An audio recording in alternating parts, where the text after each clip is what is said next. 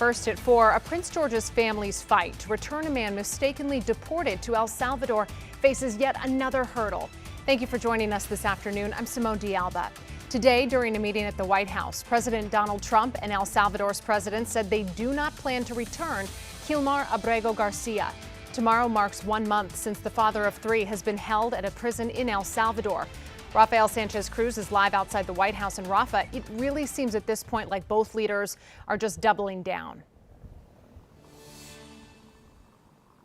Simone, we heard from the Trump administration. They say they can't return Kilmar Abrego Garcia. And now we have the president of El Salvador saying he doesn't have the power to bring him back. And now both governments are going as far as to call him a terrorist.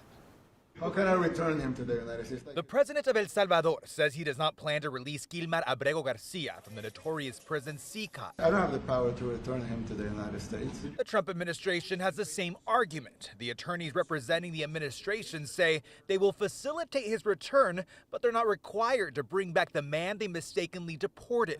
Immigration advocates say the administration is defying the Supreme Court's order. You're seeing the court be very clear in what their orders are, and you're seeing the government really almost laugh at at their power and their authorities. We pray for justice. This morning, religious leaders prayed over Abrego Garcia's family outside the White House, while inside, President Donald Trump met with President Nayib Bukele. We're not very fond of releasing terrorists into our country. These Salvadoran Americans praising President Bukele. Bukele went in there with an iron fist and took care of all these gangs and cleaned them out and made sure that it was safe for all the people to be outside. While outside the Salvadoran embassy, bring Kilmar home! Protesters criticized both leaders for the handling of Abrego Garcia's case. I'm embarrassed. Anasol Gutierrez, the former Maryland lawmaker and first Salvadoran elected to public office in the U.S. among the protesters. We have to speak up